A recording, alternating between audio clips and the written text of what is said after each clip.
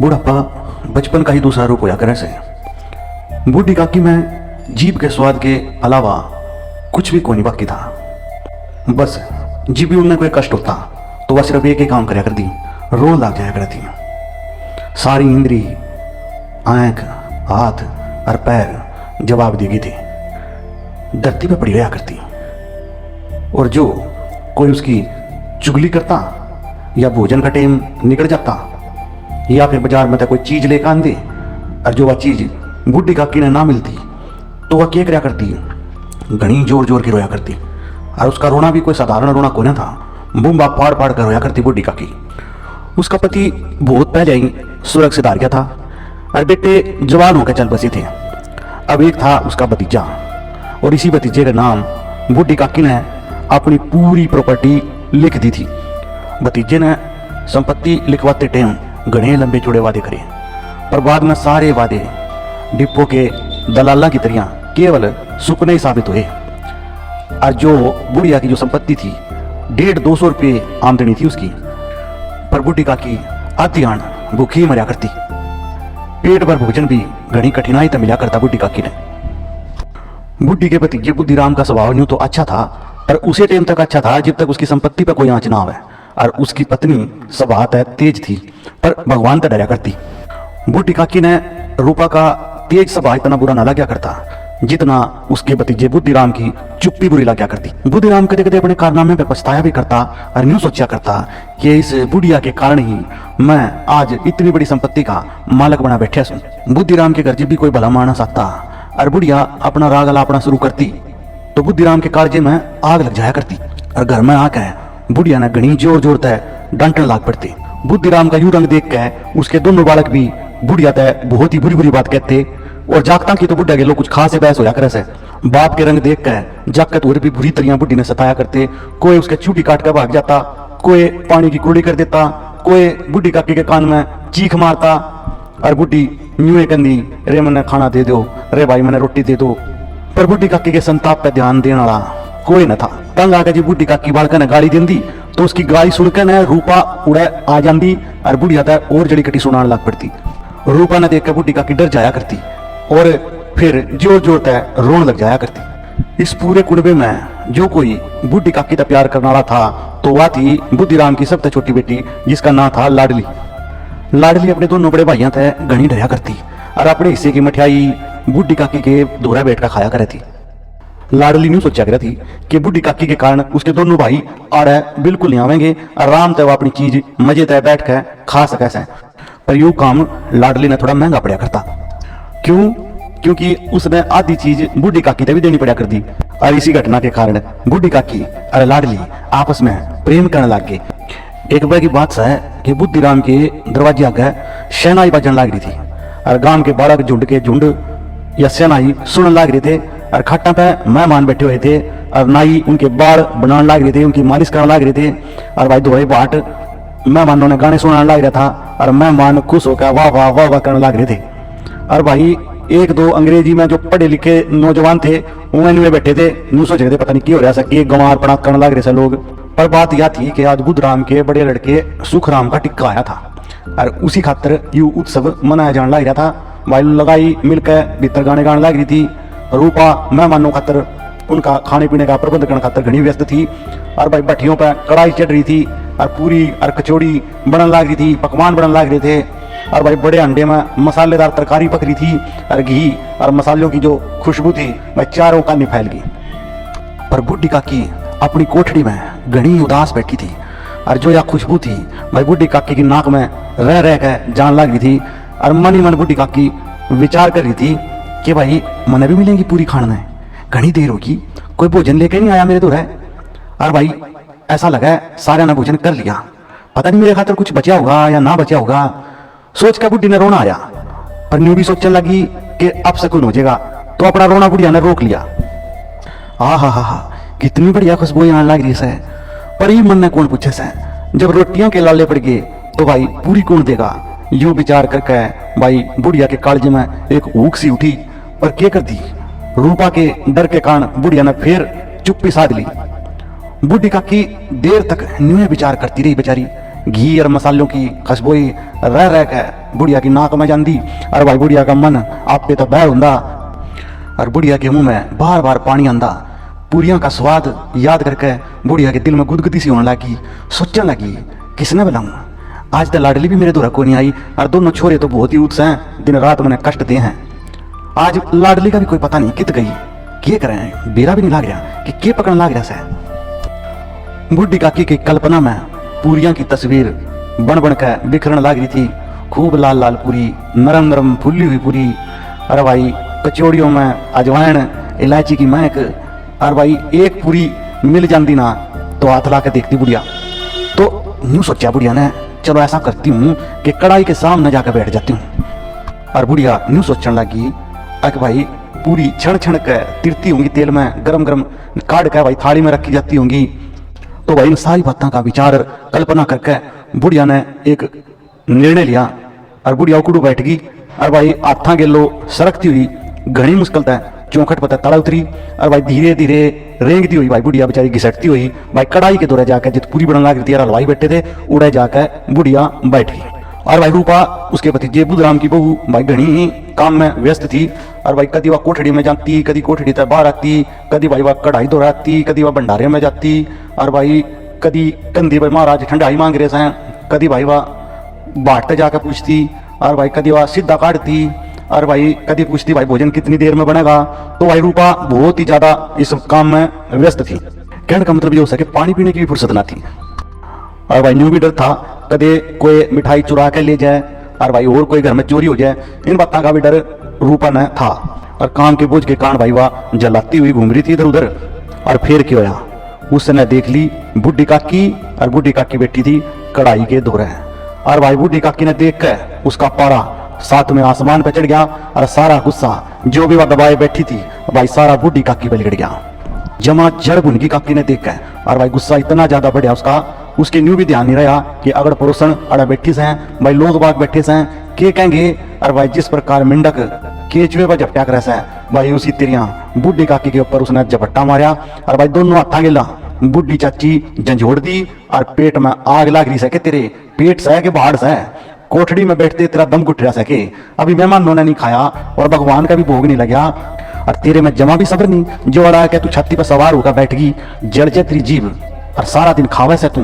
और गांव हमारे देख के कहते होंगे, न्यू कहते होंगे कि बुढ़िया ने रोटी ना मिलती, किस तरह मुंह भाई फिर ऐसा डैन मर्दी भी खोया तू, हमारा नाम बेचन पर लाग रही से, नाक कटवा कर दम लेगी तुम्हारा, इतना ठुस्सा से दिन रात बेरा नहीं की तो बसम हो जैसे तेरे पेट में जाके। भला चांदी हो तो चुपचाप जाकर खोटड़ी में बैठ जा, जब घर के लोग खाने लगेंगे तना भी मिल जाएगा।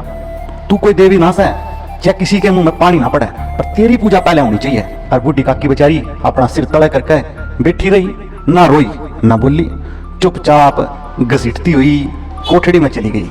और भाई आघात ऐसा लगा बुढ़िया के दिल में, और भाई सारे दिमाग सुन हो गया बुढ़िया का। और दूसरी तरफ प्रेमी सज्जनों भाई भोजन तैयार हो गया और भाई आंगन में पत्तल बिछा दिए और मेहमान खाने लग गए। और भाई लोग आई गीत गाने लगी और भाई नाई और बाट भी थोड़े पीछे हटके हुए भी भाई भोजन जिमन खातर बैठ गए।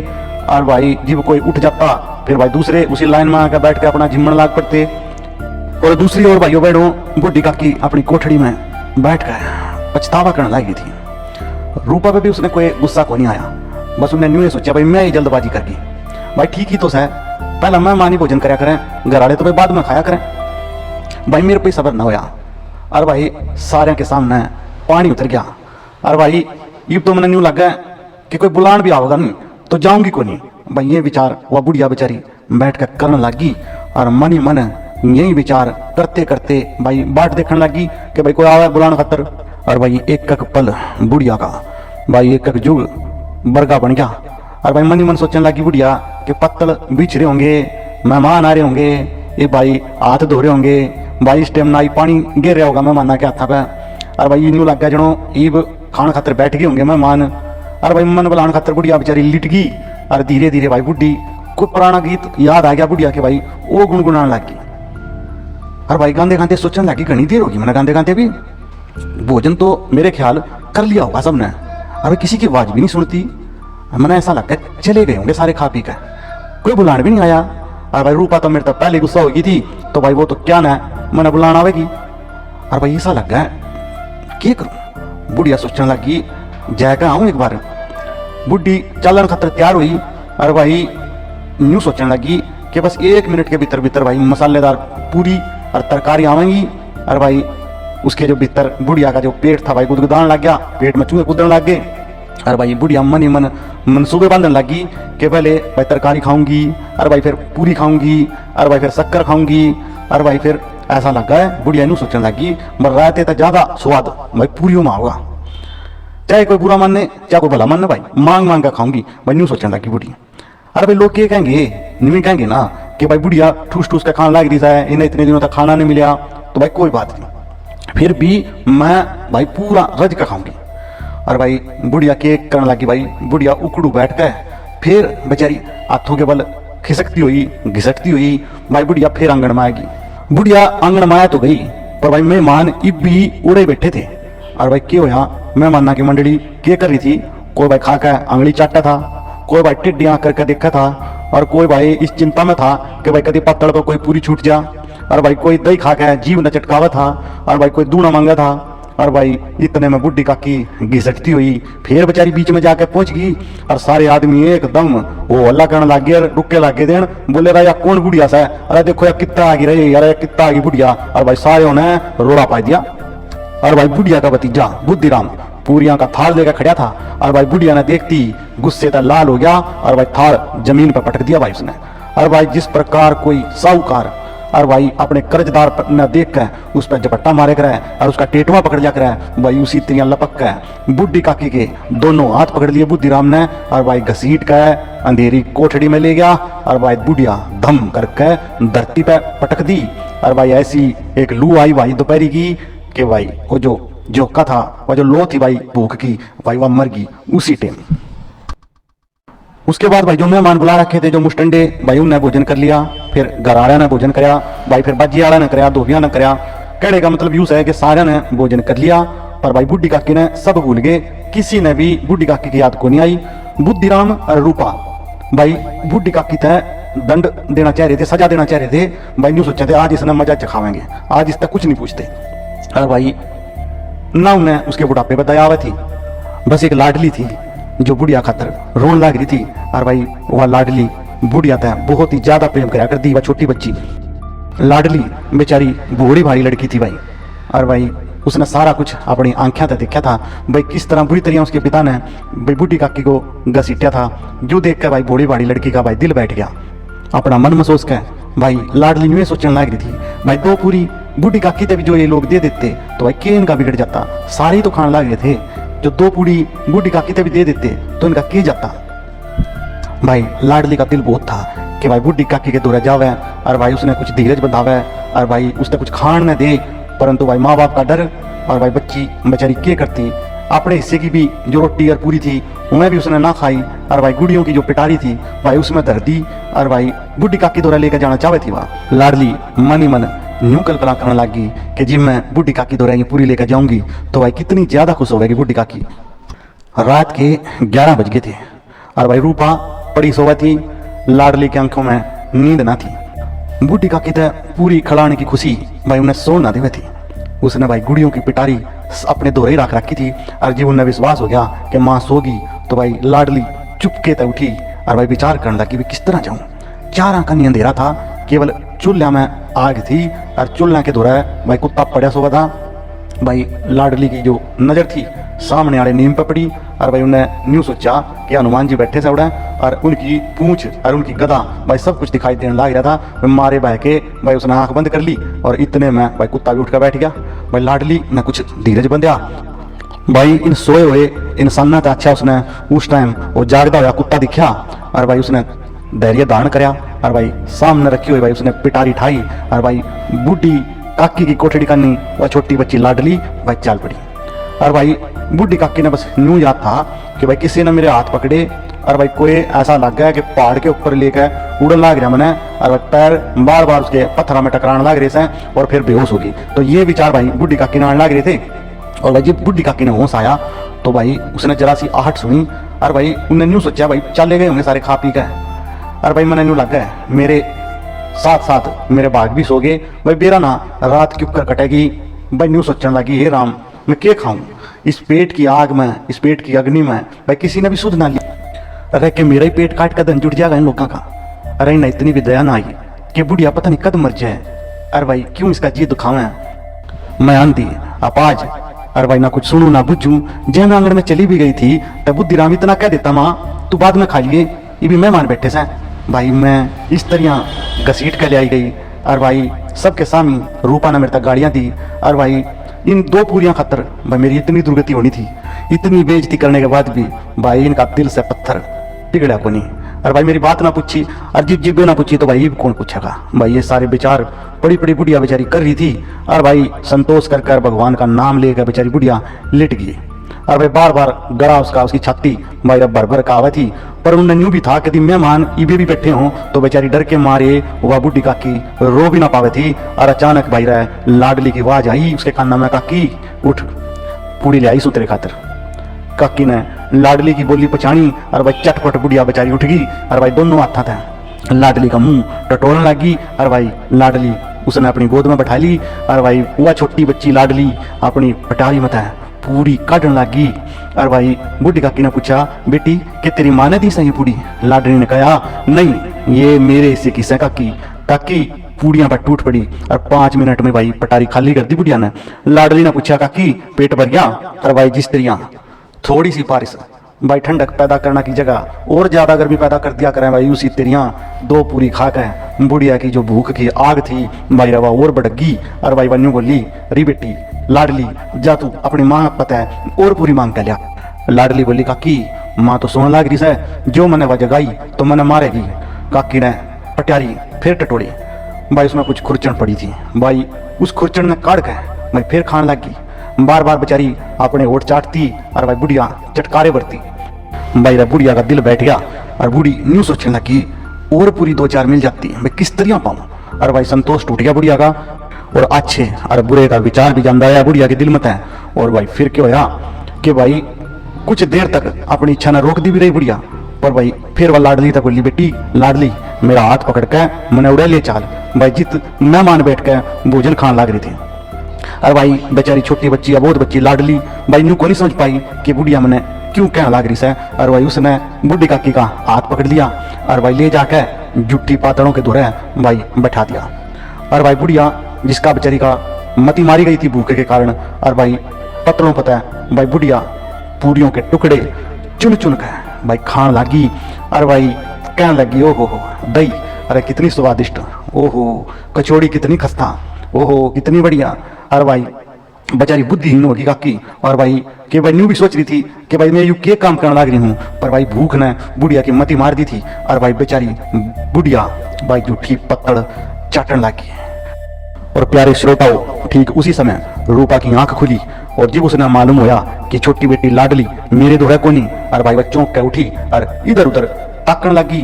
और भाई उसने न्यू सोचा भाई कितने छोटी बच्ची तले तना गिर पड़ी। और भाई वह के देखने लगी कि भाई लाडली जुट्टी पातड़ों के दौरे चुपचाप खड़ी से और बुढ़ी का की पातड़ा मत पूरियां के टुकड़े ठा ठा के खान लग रही से।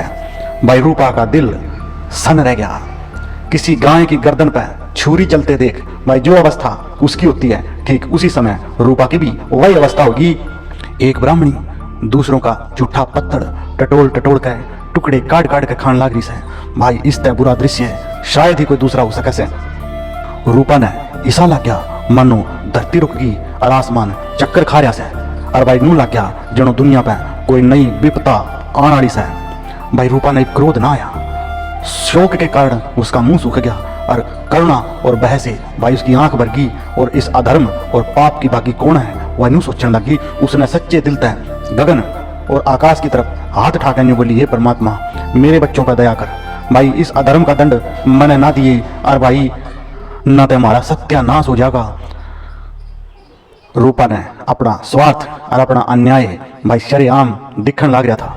वह न्यू सोचने लगी भाई कितने पापी से हम लोग कि भाई इस बुढ़िया की जमीन भी मारे दो रस है और उस जमीन में जो पीसा हुआ है वो पीसा भी मारे दो रस है। और फिर भी इस बुढ़िया की इतनी बूंदी दुर्गति हम करने लग रहे हैं और इसकी यह दुर्गति केवल और केवल हमारे कारण है। और न्यू कहने लगी है भगवान बहुत बड़ी भूल में तो होगी, मैंने क्षमा कर।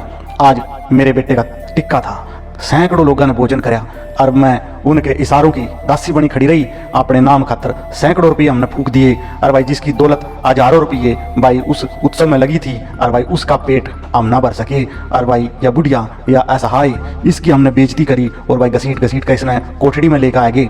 और भाई इसका कारण सिर्फ यो था कि भैया बुढ़िया से और या बेसहारा से और इसका कोई ना से।